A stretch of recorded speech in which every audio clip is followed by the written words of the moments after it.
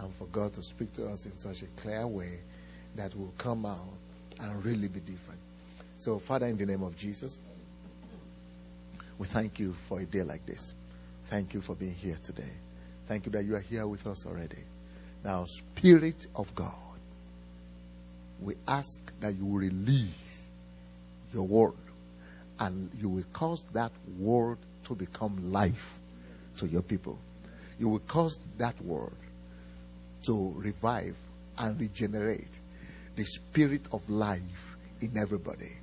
Father, you will cause your grace to come with the word. And you cause the impartation of your word to lift your people to a new height of achievement, of ministry, success. And you will change us in your presence. And you will cause that change to be everlasting. And you will not just change us, but you will turn us into a world changer that will go from here and change our world and our environment. We thank you and we trust you for that. In Jesus' name, amen.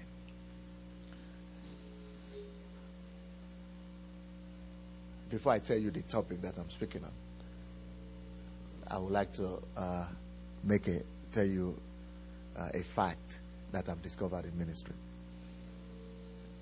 As a young minister, we all yearn to meet with men of God. And especially when you are zealous and when you are really passionate about serving God. We're dreaming of meeting all the people we read about in the newspapers, in the magazines, and we see on the TV. We're all constantly dreaming of meeting with the men of God, with the anointed men of God. But you know what I discovered from my experience? The more I meet them, the more disappointed I become. I don't know if that's your own experience, but that's my experience. And if you ask Pastor Mike, he knows me very well. If I think anything, you hear it. I don't think inside, I think aloud. I'm trying to be transparent, and I don't hide things. So what you see is what you've got. So and the point is, that is so bad, because for young ministers or even for believers, looking forward to all these men of God, and you think you are just going to see an image of God, or you are going to see an example of Christ. But in most of the cases, at least in 90% of the cases, all the men of God that I've been dreaming about meeting, each time I meet with them, I get disillusioned. I get disappointed, because you see things that you don't expect to see. And the standard you thought these people were supposed to be maintaining they were falling far below and behind it. So and the reason is what I want to talk about today. The reason is very simple. The reason why that kind of thing happens, I wonder if that has never happened to you before. I think it might just has happened to you as well. You know, I've met a lot of men of God all over the continents of the world, and in different places, and I know maybe at least 50% of all the people God is using in the world today. So I know what I'm talking about.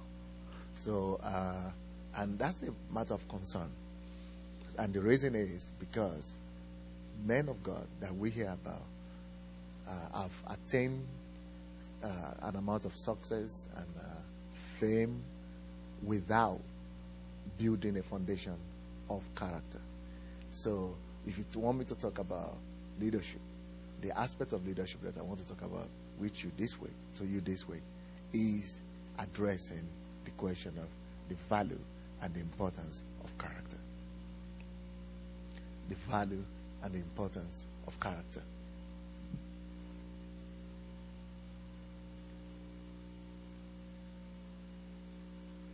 You see, it's so easy to, especially when you live in America.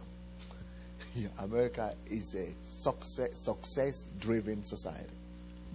It's a success-driven society. It's a society that is driven by achievements. So anybody that is successful here is hailed.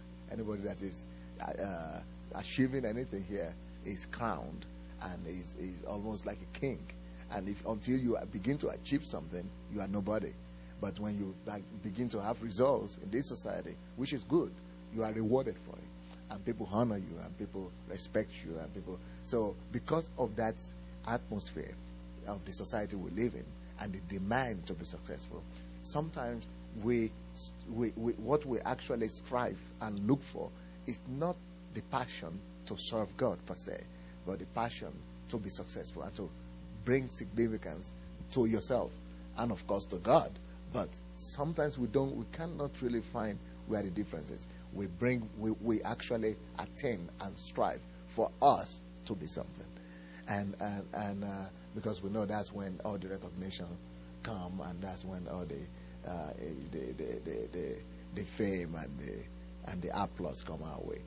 But in the process of that, in the process of trying to be something or trying to be somebody, we sometimes forget to lay the right foundation of values and character in ourselves that will sustain us when we're at the tip of our success, of the success we've been dreaming and striving towards.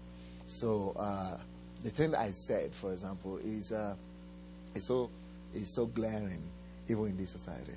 And as like I was just reading the Newsweek of this week Newsweek or last week's Newsweek, and we were writing about the story of is it Foley? Yeah, Foley. So that person, for example, is just a glaring example. The congressman that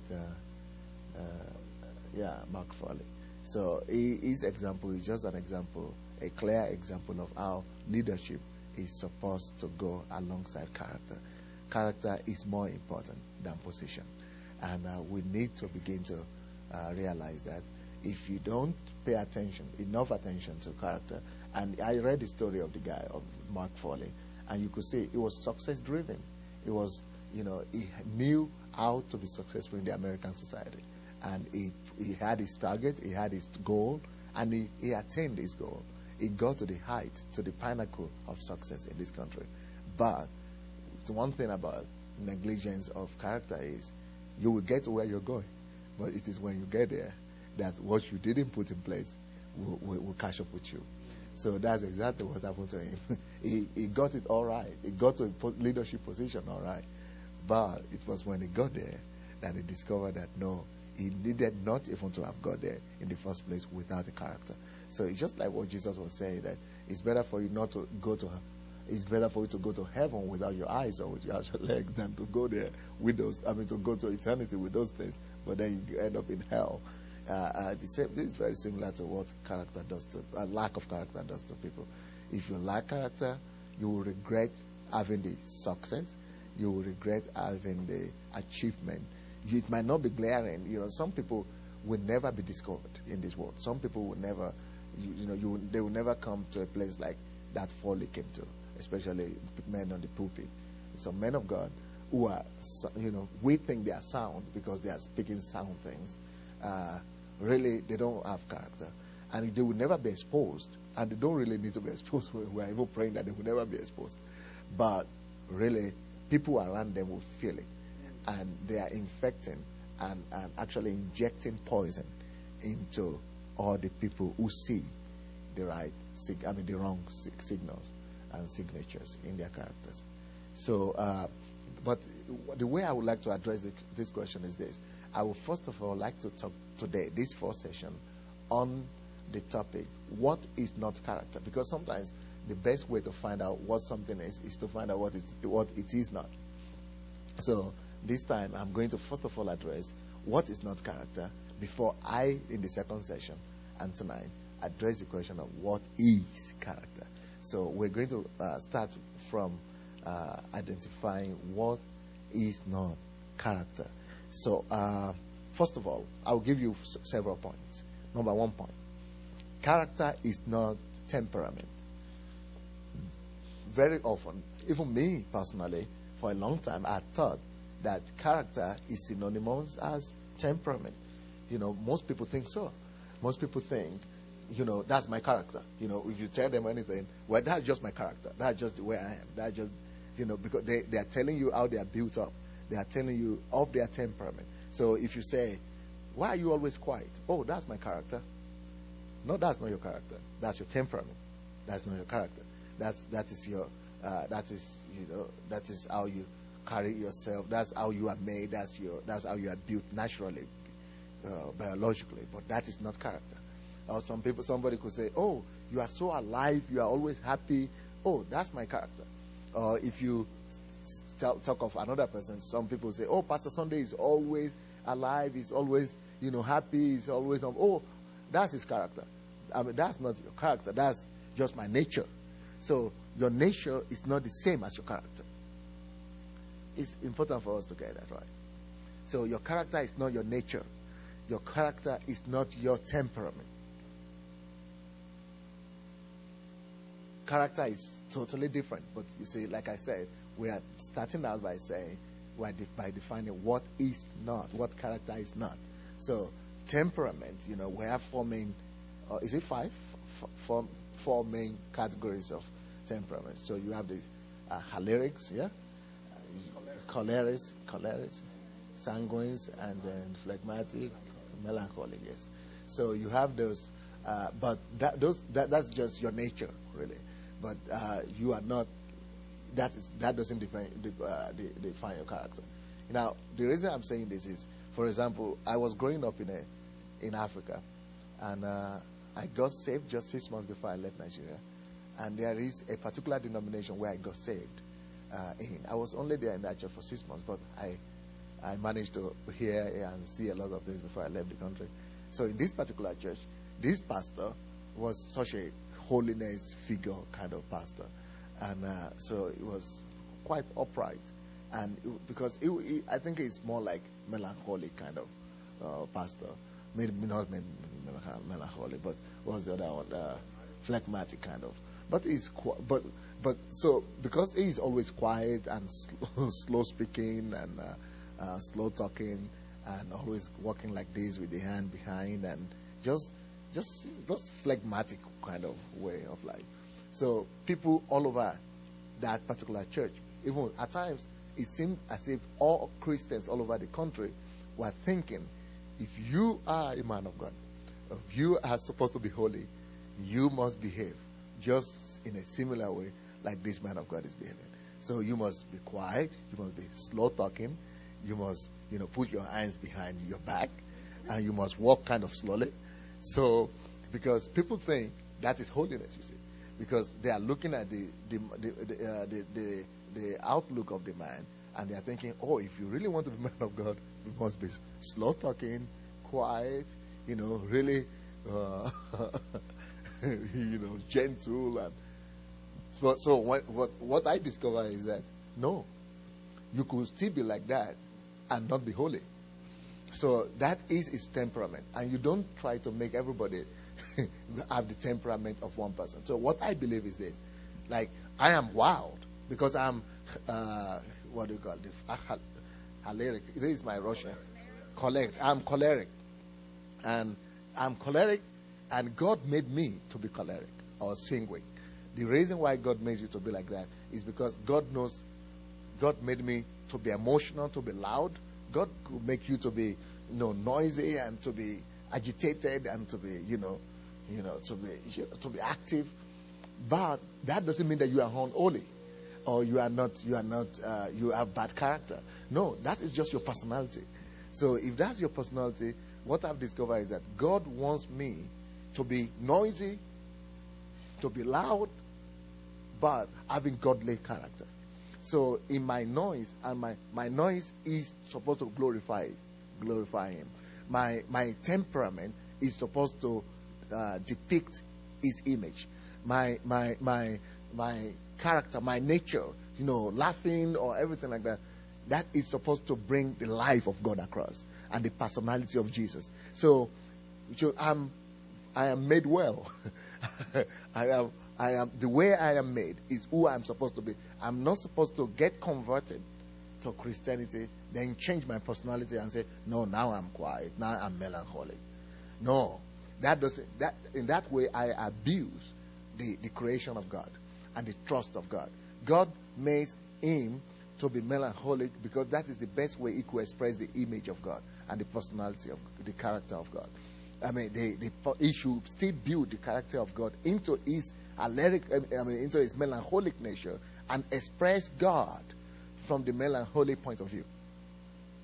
And so it's quiet, but if everybody becomes melancholic like that, people will not understand God, because God is supposed to be diversified in people. People are different, and you are supposed to be able to express God in his own, into different group of people.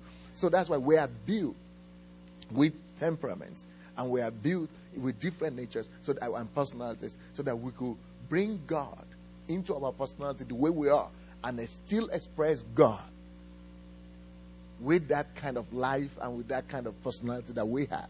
So personally, when I go everywhere, I am noisy. I laugh. I roll on the ground. I do everything. And God is no less than he is with the melancholic guy with the hands at the back. So we should understand that, because what my character and my personality in God will depend not on my temperament, but on how much God I have been able to package into that nature that I have, into that temperament that I have. So temperament is not the same as character. You still have to build character into your temperament, and you still have to bring the personality, the character of God into the temperament that God has given you. So I tell you, just relax, just be who you are. Don't feel you must talk like that and slowly and just try to no, that doesn't make you to be better than anybody else or to be worse than anybody else. Just be yourself the way you are supposed to. You are made. That is, God knew you before you were formed, before you were born. He knew that is the best way you could express him. So don't deny him. Don't tell him that he's wrong by making you like that. So I'm an expression of that, and I'm an example of that. I can make noise. I can do some crazy stuff. People who know me know. I can do real crazy stuff. And then I'm still a man of God. I'm still as good as any other person that is melancholic or that is slow talking or that is. So, that's important, because you can only be best in the nature that God has given you. You cannot be best in another person's nature. Your best is you. Your best cannot be you trying to be like any other person. Because that almost killed me personally when I got born again. For that 6 months that, thank God delivered me and sent me out of the country. For that 6 months that I was in that church, I thought I was going to. In fact, I was happy before I got saved. Now that I got saved, I lost. I lost the joy and the fun because I thought there was no fun again in God, and that being a Christian means lacking fun and lacking, not joking, and not. I thought I was going to die. I was going to suffocate, But really, because it was the wrong understanding. You see. So people see those kind of some men that they respect, and they want to, pattern their lives according to their personalities. No, the main thing we're supposed to pay attention to is character, not temperament. So, and if you are pastor, don't make your people be all like you. Make them give them the freedom and let them know that the way they are, their nature, that's the best thing they have to, and that's the best instrument they have to express God. Let them be free to express God just as they are. Okay? Now, so character is not the same as temperament. Temperament is your biological build-up, but you still need to build in character into that temperament. You need to bring the character of God, character of Jesus into it. Now, number 2, what character is not? Character is not the part of your life that is sin. It's not the character. Your character is not the visible part of your life. It's not the part of your life that we see, that is sin, that is visible. That is, your character is not your ministry. Your character is not your works. Your character is not the fruits of your ministry. Your character is the inner man in you that only you and God know. Now, that is what I started this story, what I started this message with, that when I meet a lot of men of God, with a lot of fruits, right? With a lot of results, with big names, when you meet them and you get closer to them, you discover that, oh, I can't believe this guy has this kind of things in him. Because we have given, we had the understanding, our understanding or our mark or our evaluation of the man is based on his fruits. And because we see the fruits of his ministry, or we see the outcome of his ministry, or we see the outward part of his ministry, we think that is who he is. But most of the time it's not. Most of the time, the fruit that you see from outside and the ministry and the result of the ministry is not equal to the personality, to the character, to the level of character, to the inner man, to the hidden man inside that man. That's why people get disappointed when they meet men of God who behave, less or at a lower level than the reputation they have. So your reputation and your character is not the same. So your ministry result and your character is not the same.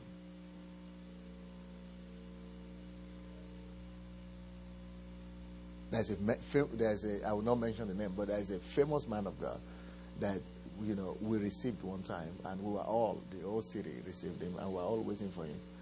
And before he came to the stage, this man with miracles and everything, but he was almost beating up everybody, and you will not believe it.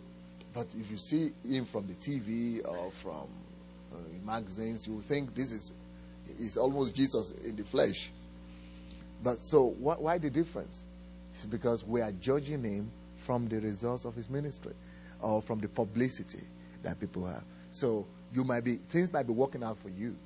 You might have results, but that doesn't mean that you're okay. And that doesn't mean that your character is good enough. There are people who have big ministries, and if you listen to them talk to their wives, you'll be scared. If you listen to them talk to people close to them, because they didn't develop the character. They don't have the character. I will still go into what is character, right? But I'm telling you what character is not. So don't normally judge people because by what they have, or by the results in their ministry, or by the works they do, or by the results they have. No. And don't judge yourself by the results you have. Judge yourself by the quality of the inner man. Judge yourself by what you do when people step on your toes. Judge yourself by what happens when your son or your child does something that you don't like. Not by the magnitude of your ministry, not by your fame. Yeah, we all know it. We all know it. We know who we are. You know who you are. Now, the question is your reputation, the truth of what you know about yourself, is it corresponding to the reputation that you have built around yourself? Now, there was a time I began to tell God that, God, all these people think I'm important. I don't want to be famous. I don't want anybody to know about me. I don't want anybody to say all these good things about me. If I am not inside me, I know I am not to the level. I am not the same as these people think. So all the people, all the time people think you are up there. I tell God, I don't want to build the reputation of being up there, and in your own eye, what you think is that I am down there. I would rather be up there in your own eye, but then for people to think I am here in my reputation. But you say it's the opposite in most cases right now. People have fruits, and they mistake that to be the same as being proper and as having normal and good, character. No, as men of God, as ministers, we must begin to work more on making ourselves and the ratio of our character to be the same as or to be as close as possible to what people perceive us to be. And we must begin to work more on our inner qualities than on our outward results. Most of the things that ministries do and men of God do really is to work more on how to have more results. We put a lot of effort into that. We spend a lot of money on that. We make a lot of publicities. We go to study, to learn, to read on how to be big, on how to really build a big ministry, on how to grow, on how to do all these things. But really, inside, at times we're really very shallow. And these kind of things, they affect you later on, or they affect the people around you. You see,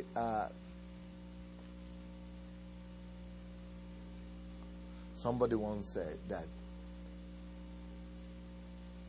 we teach what we know, but we reproduce who we are. I think it's important to note that. We all teach a lot of things. That's the next point. Character is not what we teach.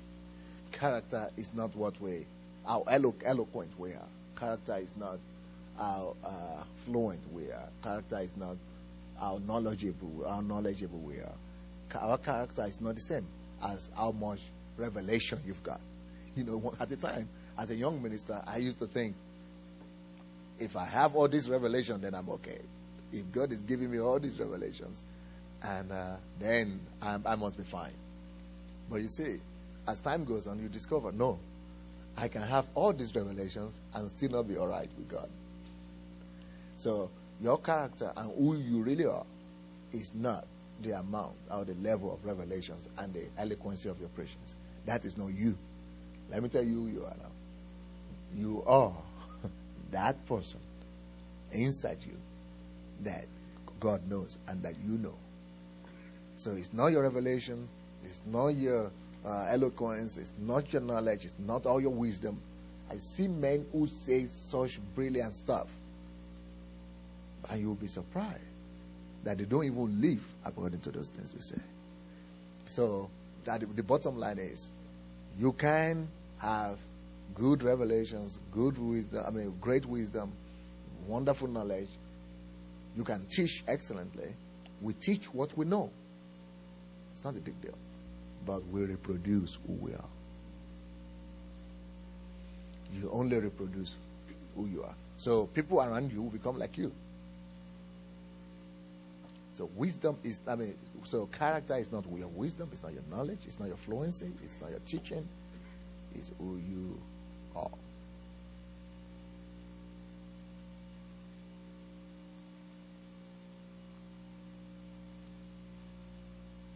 Of course, I can give you a lot of, if you want. You are pastors, maybe some of you might be people who like to write all the scriptures down. If you want, let me give you all the scriptures if you want. The first one is Psalm 23, verse 7. The second one, 1 Samuel 16:7. The third point I made is 2 Timothy 2:15.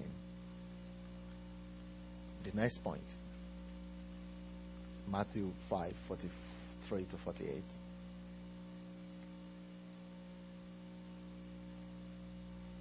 Now, your character is not how you relate to your friends. Your character is not how you relate to your relatives, to your family members, or to your church members. You know what true character is? Your real character it affects how you relate, not just to your relatives, to your friends, or to your church members. It's also how you relate to people out of your family, or out of your church, out of your immediate company of friends or relatives. So, because as pastors, you understand this. For example, if I go to the mall and I meet somebody from my church, how do you feel when you go to the mall and meet someone from your church? You are excited, you are happy, you greet them, hi, hello. But when you meet someone from another church, the joy is not the same, isn't it? You still greet them, hi. Oh, this is from, what church are you from? I thought you were from my church. Oh, you're from another church. Oh, okay, nice to see you. So now the person who you had greeted from your church with such, joy and enthusiasm and everything, the person thinks you are like this. You are the best. But when you meet the same guy, but it's not from your church.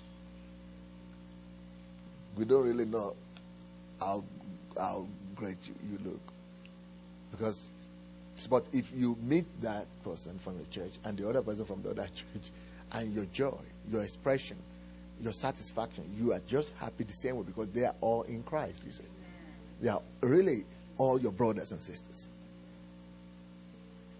Really, before God, there is no difference. They are really the same family members.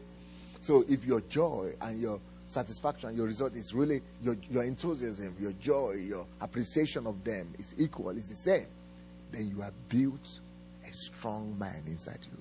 Then you are a big man inside. Then you are really big in the real sense. Now, let me go beyond that.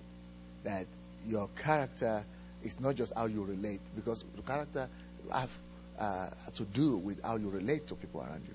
But it's not just how you relate to people you know, or your people from your family, or you're from your church. It's not even, character also involves how you relate to unbelievers. You know, you see, it says God loves the world so much he gave his only begotten son. Then it says God is sending sun and rain to all alike. So you think about God. No, but these people hate you.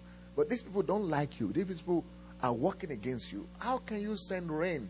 And some of us want to send curse and want to send some thunder upon the people who don't like us. But look at God.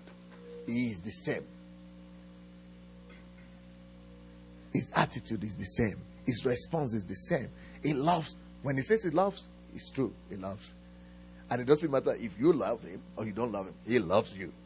So he's not changing according to your relations or attitude to him. No, he says he loves you. Even when you leave him or when you are with him, he still loves. He is just love. So he's not saying, well, because you don't love me again, no, so I stop loving you now. No. So it's the same with us. So how we relate, sometimes some of us will never be able to win our cities for God. You know why? Because we don't embrace them. Because we don't really love those guys who are not saved or who are not our church members. We love the people who are our church members. When we see them in town, we want to hug them. What about relating to everybody in your city like you relate to your church members? What about just going to greet everybody, even if they don't know you, your neighbors? Saying hi to them, giving them gifts, relating to them as if you are related to them. They will come to your church sooner or later. They will want to know what makes you tick. They will want to know why you're relating to them so well. Because it's coming from the heart. If you really love your city, you will want to relate to even unbelievers as if they are your relatives. That's what Jesus had when he said, he saw, when in Matthew chapter 9, he says, he saw all the people, and he said they were like sheep without shepherd, scattered and spread about, because he had compassion on them.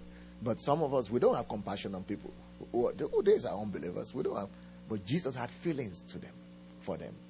He had compassion on the unsaved, on the people who are supposed to be lost. That is love now. So you know, if I talk about love, and I say I love people, I have to gauge my love according to different level of things, and that's character. You see, it's not easy. It depends on what you are built inside. It depends on the quality of the man inside. For example, everywhere I go, I notice something. Because I'm Pastor Sandey, everybody wants to respect me. And I tell you another thing I noticed. Before, I used to travel, but I travel a lot. I used to travel just like the Americans travel. You know, before, when I came from Africa, at first, I was traveling like when I go to the airport and I want to travel, I used to dress up. Like I was really going out, you know, to an occasion. Yeah? That was when I left Africa. But when I came to Europe, I saw the way Americans and Europeans dress when they're traveling. They just make it casual. Should I say, well, why dress? Why make yourself heavy? So I just began to go casual like everybody else. Then you know what I noticed? I noticed that at the borders, especially when you travel a lot internationally, especially when you travel to not black countries. And yeah, like any country, but mainly when you travel in Europe, where I'm from, and when you travel a lot all the time, I noticed that the attitude towards me is too ordinary. And in most of the cases, especially when I'm traveling in white societies, the attitude towards me is always the delegatory. I mean, what they call it? Derogatory. So they always, kind of, I'm not important. And but because I have white members, and I noticed this because I began to travel with some of my members who are white. Then I see that they question me a lot because I see I have Nigerian passport.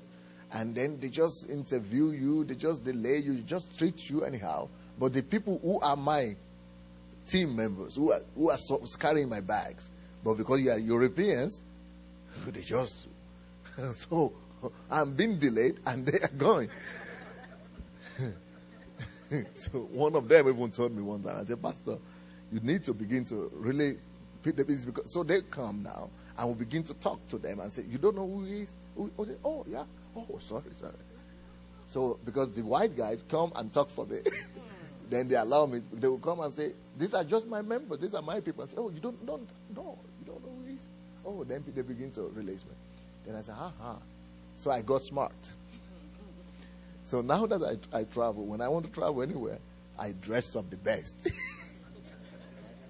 So I return to my African method. I dress up like you, or like you. So I dress up real good. Even here, just yesterday I flew in from Dallas. Just looking, not much, but something like this. But, this is already much in America. So I come into the airport. Even people I don't know, they say, "Oh, hi. Hello. Everybody started respecting me now. But all the guys used to say, even at the border, the people remove your bed, do this. Hello, sir. Can you please remove your children? Everything is different. When I wanted to do ID sometime here in Florida, and the first day I went, there were long, you have all the Mexicans doing ID now. So there was a long line of queue and line of people. And I couldn't get in that first day. So the second day, I remember my strategy. I got smart. I went and dressed like Pastor Mike like this. So, I've got some bright colored suit like that. So I went and put it on. So that second day I came, very important. I'm very serious. Looking straight. Know what they did? The policeman let me in. And I got my papers done, fixed. You might not like it, but that's a fact. Yeah, you get results. So,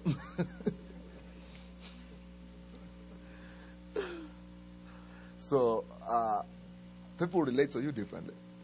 So, but we know that character is not how, character is really how you relate to everybody, the same as believers. But the world relates differently. So, if you wanted to relate to you, where you dress somehow. But so what I've discovered is that as Pastor Sandey, that's the point I wanted to make. I come to a place when people know I'm Pastor Sandey. Everybody wants to respect you. But I cannot understand that in Christianity, you see. Like when I come to church, like to your church or any church, everybody wants to carry my bag because I'm Pastor Sandey. But you don't want to carry the bag of the other guy in the street. Oh, because he's just brother. We should pay attention to that. Okay, one day I was talking to a friend of mine who is a pastor here in America. He said, "I want to travel with you, Pastor. I want to begin to travel with you when you travel." I said, "Okay." So he's always trying to respect me and trying to. Then I noticed that it's not the same to all the other guys, because the other guys also they are pastors, but they have pastors of small churches. And then I said, "Why do you?" So I was raising the topic with him. Why do you think you must relate to me like this? Just let's be friends. Don't think I'm not anybody. We're just colleagues. So he was saying, "Oh, Pastor, no. You have something which is a principle which is right, but sometimes we corrupt it. He said, you have something, you carry something that I need. So I must relate to you like that. But then you don't relate to other people with respect at all. And God will not give you, because you are being biased, and that's not who you are inside. It's because of what you want, you see. You understand kind of thing. But for me, I respect everybody. It doesn't matter you have 10 people in your church or you don't have anybody. But in my own understanding, everybody, so I was telling him, everybody deserves to be honored and respected. He says, honor all men. That's what it says in Peter. He said, honor all men. So it's not just the kings. He said also in that place also, he says, honor kings. So the big guys who have things, but honor all men. So you have the right to honor kings only when you have honored all men. So I tell him, I feel, in my philosophy is this. Of course, I respect people who have things that I need, but I want to respect everybody first. The reason is because, in my own understanding, what makes you valuable, what makes you respectable, is not what you have. Because you might not have that in tomorrow. So so what happens? It means you don't deserve to be respected tomorrow. What makes you respectable to me is because you are made in His image. And that one quality, just that one quality, is enough to earn everybody a place of honor. So for me, everybody deserves to be honored because he is the express image of God. He is made. God is in him. So that's my own attitude. So people who know me, people always say, or if you read about me in the website, people say, Pastor Sandei is so simple. It's approachable, and everybody, it's just with everybody equal. Because of this philosophy. Because I don't want to see what you have or before I begin to respect you. No. Now, can you imagine one time I was in Israel. Then there was a group of Nigerians that came there. And so I knew they were Nigerians because the way they were looking, they dressed. And so I went to them and said, oh, you are from Nigeria? They said, yes, the ladies. And I said, I'm also a Nigerian. How are you? Greeting them, just trying to be nice. And, because when I see people who are from my place, but because I'm from, maybe people, you don't need to be like that because you see all Nigerians all the time. But I don't see them where I come from. I don't get to see black people at all. Even when I see any black person, I want to run to them. I think they're from my village. So I still have that nostalgia, kind of. So I went to them trying to say, I'm from Nigeria as well. Oh, okay. They took their bag and they said, oh, okay. I said, oh, well, just trying to talk. Okay. Then I knew I needed to introduce myself now because they were embarrassing me. The same thing at the airport. Some bishops' wives, if I mention the name of the bishop, she was pulling the cards, and I recognized her. I said, oh, at the airport in Amsterdam. I said, oh, hello, ma, and, I'm a Nigerian as well, and hello. I said, oh, okay, hello. I said, no. Then I began to introduce myself. So these people in Israel and these people, they are all Christians. So, of course, I couldn't be a thief being in the airport. I couldn't be a thief buying my ticket to Israel and, but just because I'm nobody, because you are nobody. And the same thing in America as well, Just because I'm nobody, but Nigeria, so it doesn't matter. Then I began to say, I'm Pastor Sandei. Have you heard of Pastor Sandei? He said, no, the one in Russia. Yeah, I'm the one. So yes. I said, yeah, look at the magazine if you want, or the photograph. Oh, sorry, sir. Man of God. Yeah. Oh, I'm lucky. Oh, God, pray for me. Pray for me.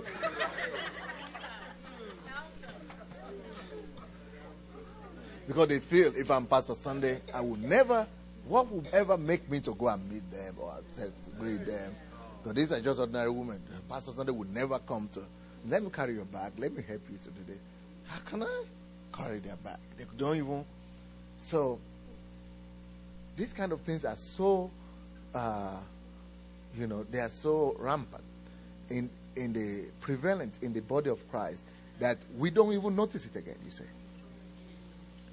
So people want to respect men of God and everything.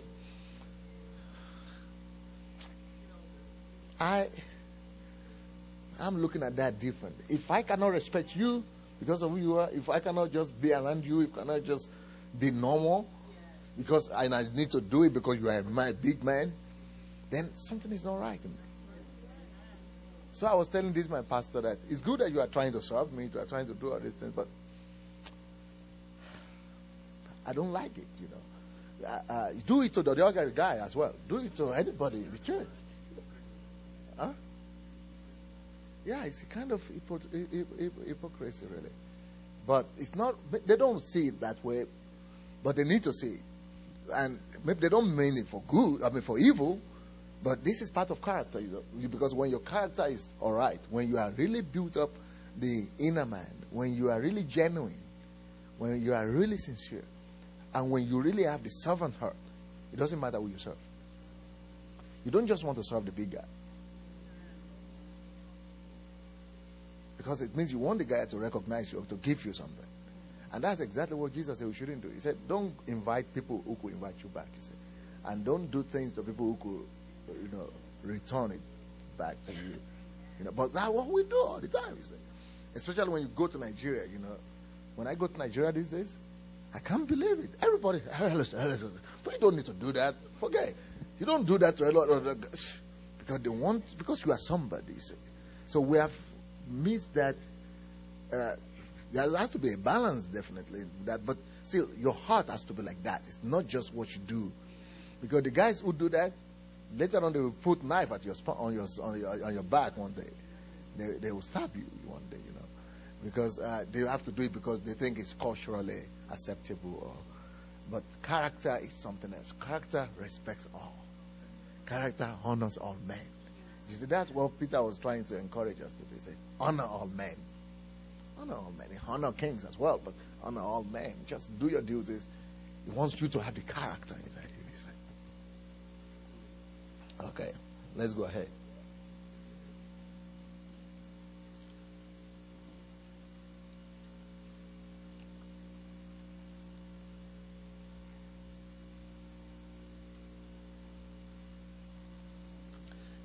Your character is not it's not your potentials.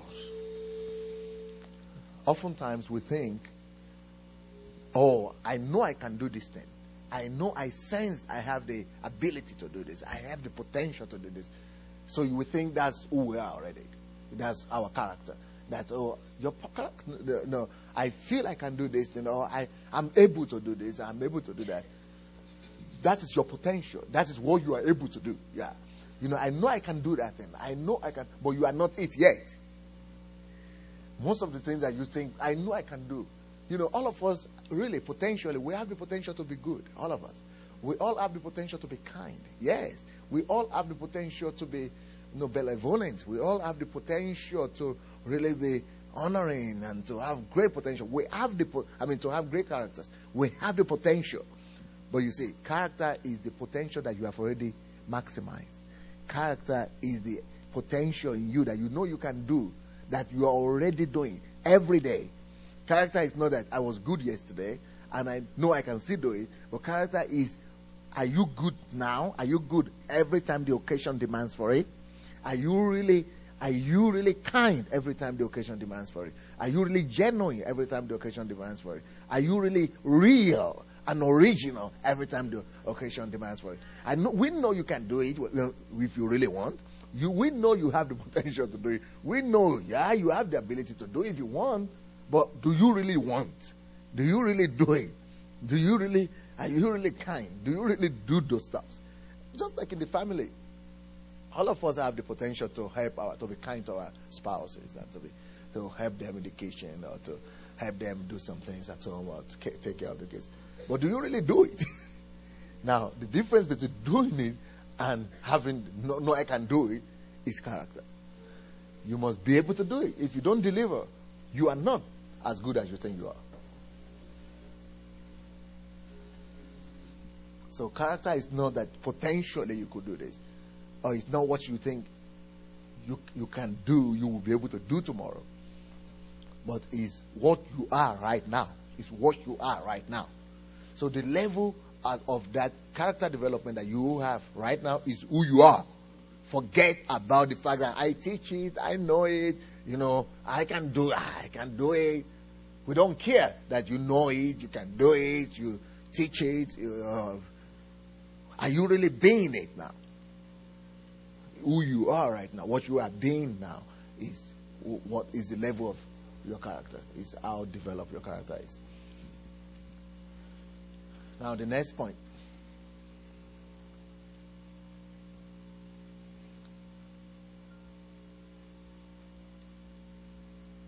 Character is not how you act.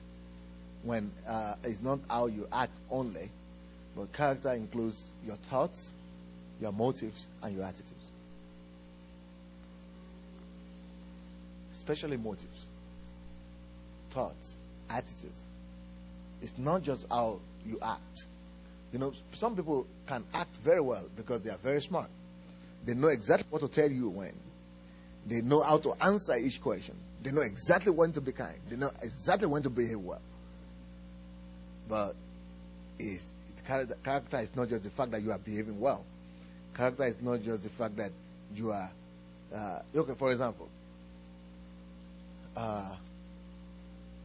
I used to teach our pastors about the fact that they need to minister to down and out people, to the outcasts, to feed the poor, change their dress. Go to the bums in the streets, change their dress, and barb their hair, and do things like that. And they say, and I give them my testimonies that when we did that our church grew from 7 people to 1,000 people because, But you know what I discovered? People began to go to do that kind of thing, to feed the poor, just to have members, you see. He's doing the thing, he's carrying out the act, and if you just look at the act of what he's doing, you could think, ooh, this guy has such a great heart. But really, the guy is after membership, you see. It's really, if that thing is not going to give him membership, he will quit doing it.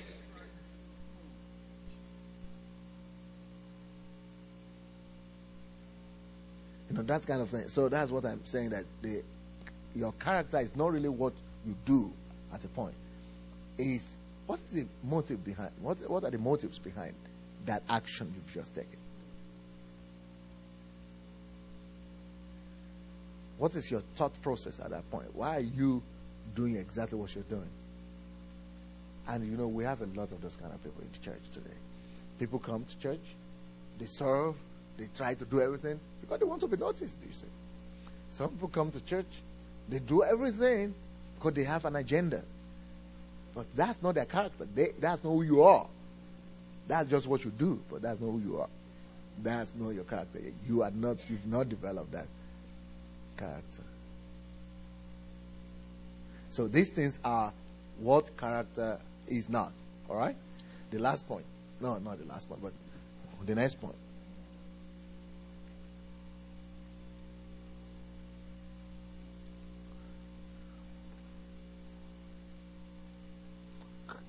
Character is not who you are when all is well. Character shows more often under pressure. When you don't control things. When you don't have time to think right. When you don't have time to think it out and work out the consequences of your actions. That is who you are right now. That is your character. When you are under pressure, some people, I've seen, I don't know if you have, I'm sure you people have seen this.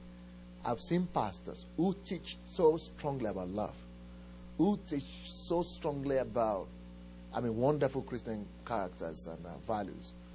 But, for example, in Ukraine, I don't know, and I think in America it's the same thing, but in Ukraine we have a saying that says, wherever you have 3 Ukrainians, you have 2 kings. Can you get the consequence of the saying?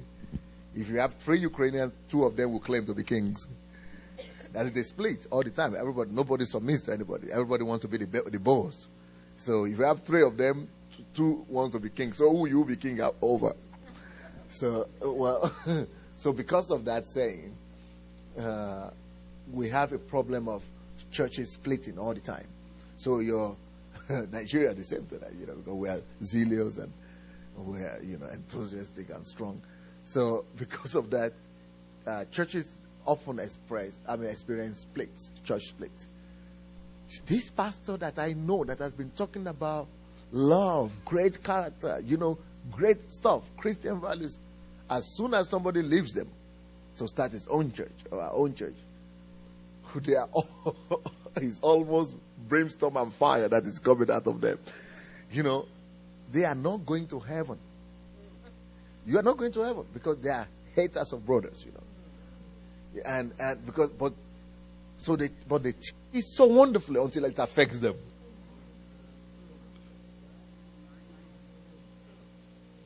You will be surprised how many people will not go to heaven. Because we don't. If you think you are once saved, ever saved, you wake up one day in hell. Yeah. So if you don't have that character, if you don't build it in, if you don't work on it, you're killing yourself.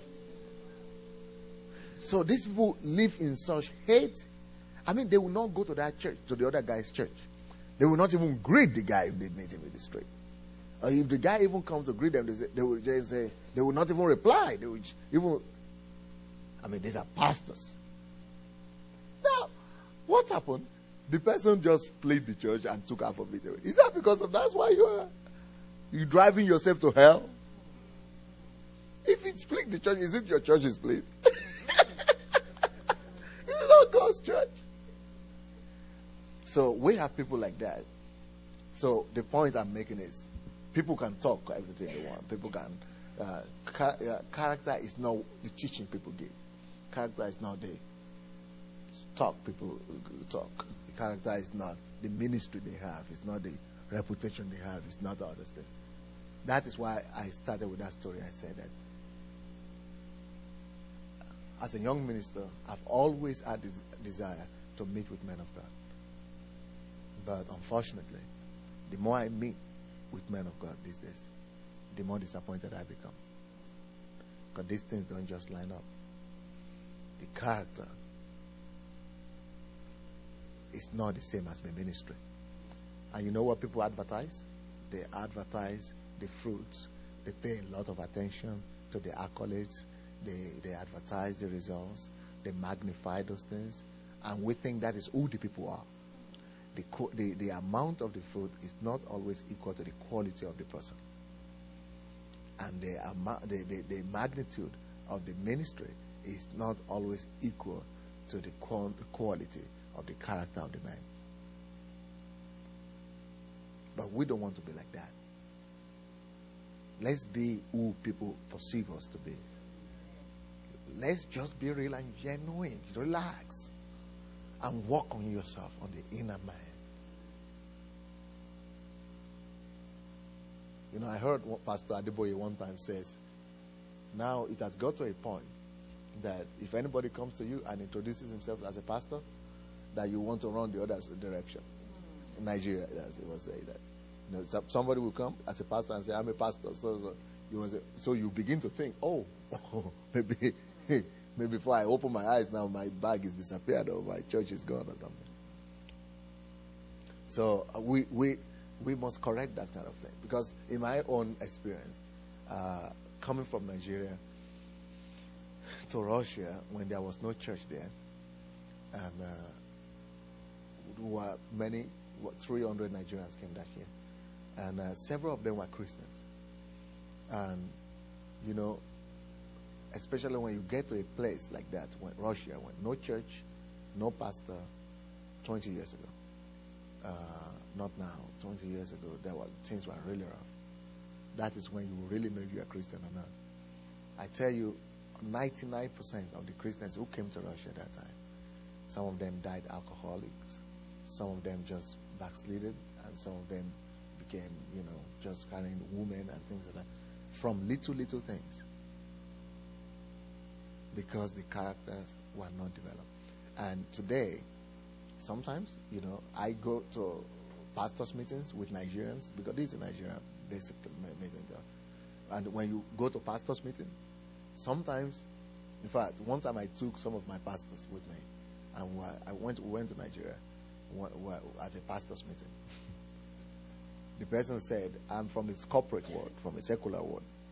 He said, in all my 20-something years in the corporate industry, I never saw such a strife in a meeting.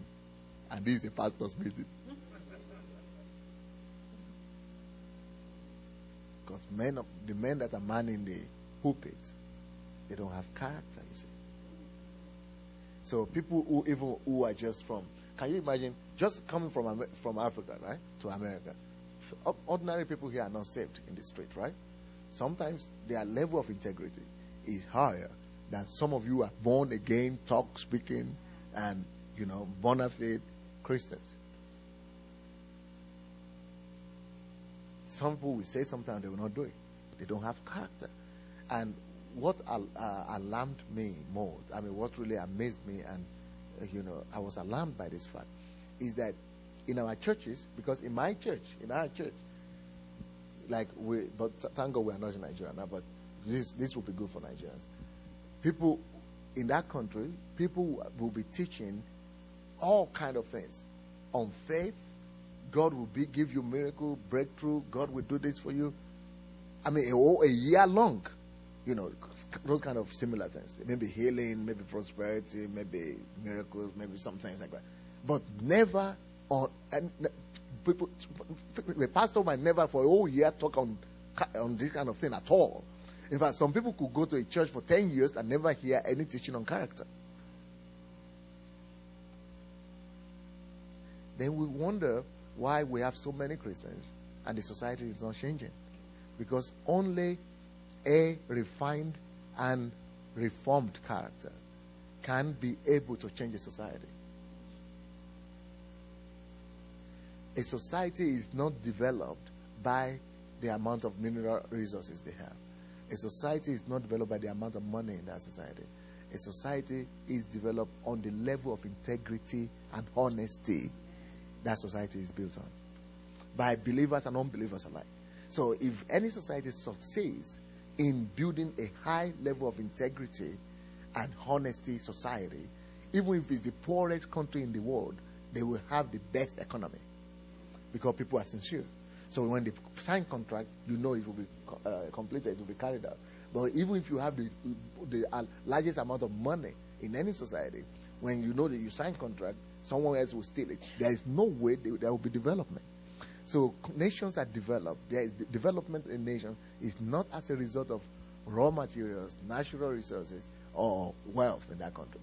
What develops a nation is the amount of integrity and honesty that society is built on. And if all body of Christ doesn't teach these kind of things, we only teach promises and immediate gravitations, and we only teach self-gratifications and things like that, and just hoping for God to give you things and to receive things, and like America as well. All the word of faith guys, or all the prosperity preachers. I'm a prosperity preacher to some extent, but not like that. People are just promising you what, claim this, receive this, and forgetting about the inner quality of the man. So, and that's what is giving birth to this kind of ministers, that you're surprised what is happening. Some people can tell you something, and it will, they don't even mean it. Especially in America, they say, "Oh yeah, call me, right?" They just said, it's just like they are just giving you a compliment, but they don't really mean that you should call them. So you call them, you say, "But you said I should call you." "Oh yeah, did I say that?" "Give me a call." They say, "Okay, I give you a call." "Oh yeah," because people don't mean it. That's lie and deception. People lack character and integrity. So what character is not?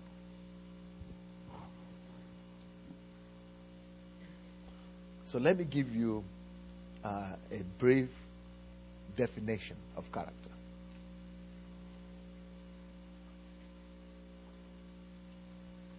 character, therefore, could be said to be one, the ability to reduce the dictates of the flesh, or the opposite, the lack of ability to resist the dictates of the flesh. Galatians chapter 5, verses 19 to 21.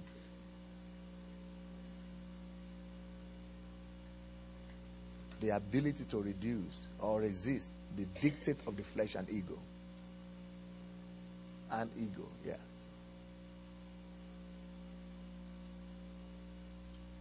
Number 2 definition. These are my definitions. I don't know the dictionary definition, but this is what I've observed, and these are the definitions I've come to. Number 2, character is the ability or disability to overcome the animalistic instinct of life.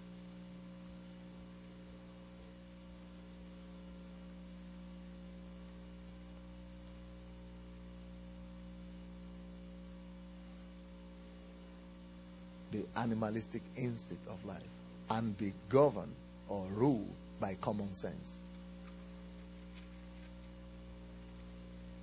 1 John chapter 2, verses 15 to 17. So that's the ability or inability for you to overcome the lust of the eye, the lust of the flesh, the pride of life. It's the animalistic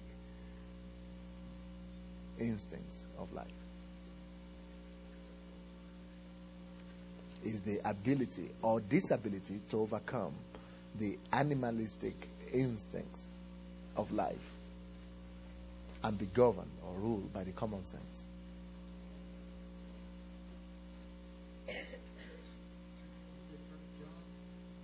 First John 2, 15 to 17.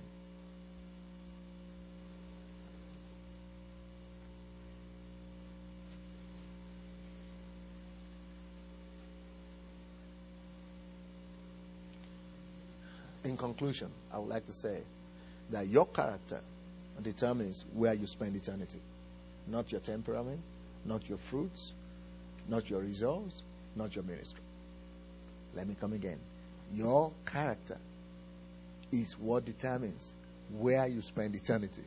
Not your fruits, not your results, not your ministry. That's why Jesus said in Matthew chapter 7, verse 22, that some will come in that day and say, Lord, Lord, we did this in your name. We cast out demons in your name. We healed the sick in your name. And he will say, depart from me, you workers of iniquity. I do not know you. So that is to say, you could have everything all right with ministry. You could have all this reputation. You could have all these results. You could have all this glamour around your personality. But that don't take you to heaven. Hello? It doesn't take you to heaven. You know what does? Your character. You know, in this country, I know, not personally, but I know of at least 5 ministers that got a divorce. Pastors. These are TBN pastors, bishops, people on TV. Yeah. I know at least 5 of them that got a divorce. Like today, and married in between a week and 6 months. Some of them, in fact, at a point, one pastor, famous pastor, came on to the stage and said, well, God has just given me a revelation that, I should marry this other lady, and the wife that I should remove her from the stage. And they married the second Sunday. And other bishops will go and ordain them. And bless them. So why is that happening? No character. Now, I mean, you cannot tell me that you marry. I mean, you just divorced a week ago and you married this week, and I bet you've been living with that guy before, that lady before. You know, it cannot be true that you've not been living in sin. You know, those kind of things are rampant. You know why those kind of things happen? Character. But I tell you, the bottom line, which we sometimes don't want to think about, is your character takes you to heaven or to hell. It's not your ministry that takes you. I want to repeat that. I could have 10,000 people in my church and I will still go to hell if I don't have character. It says, depart from me. Not because you do miracles, not because you cast out demons. Depart from me because you are still a worker. Yeah, you use my name to do all those things, but you still remain a worker of iniquity. Keep on practicing iniquity. If you do that, yeah, you could do all these great things in my name, but I still don't know you. You will not go to heaven. Listen closely. Character is important. Character matters. Character matters. Character matters. You know, Pastor Adebi will remind you this. I mean, he will remember this. He came with me to Nigeria one time. Somebody invited me to preach in one place, and I begged him. I said, I've never been to this kind of Nigerian meetings because I've been preaching in Europe. I don't know how they respond to me. Please come with me and help me. Come and give me advice how to minister in Nigeria. I've never been. Funnily, I'm from Nigeria, but I've not been ministering in Nigeria. So he went with me. So one time I called him. I mean, we were talking about a lot of men of God in Nigeria, and he was telling me he's such a he, at least, he's well brought up, so he's well behaved. Unlike me, I'm a hooligan in the pulpit. Hooligan for God. He's well behaved, so he will be telling me of all these men.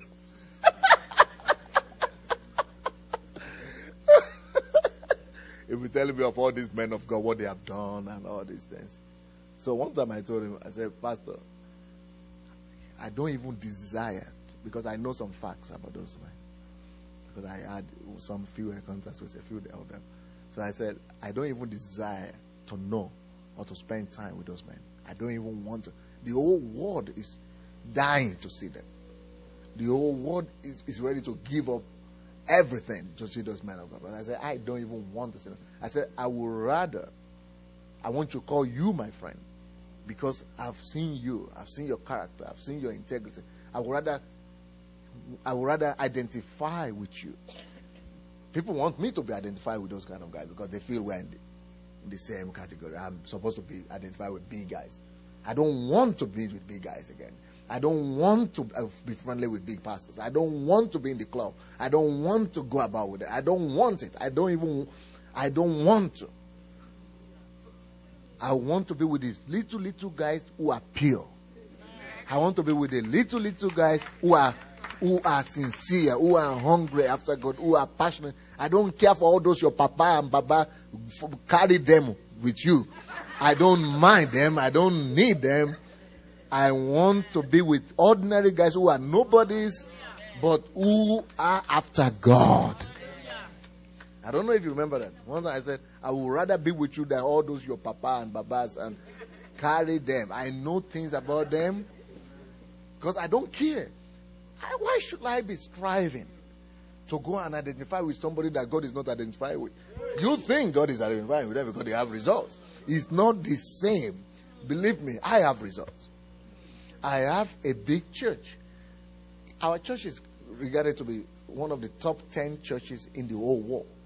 One of the top best churches in the whole world. If you come to our church, if you have been there before, maybe tonight we'll show you the video. It's a good place, but it's rubbish. Because if I don't live right, I could be standing before you and you think that's Pastor Sandei. That's his job. God is doing something to that matter. But if I am sleeping with my secretary, and you will not know, you will think or if I'm just living in unforgiveness, or if I live in hatred, or if I live in anger, or if I live in pride, or if I live in self-affirmation, You think I'm great, but God knows I'm not. Because the gifts have done that. The grace have done that.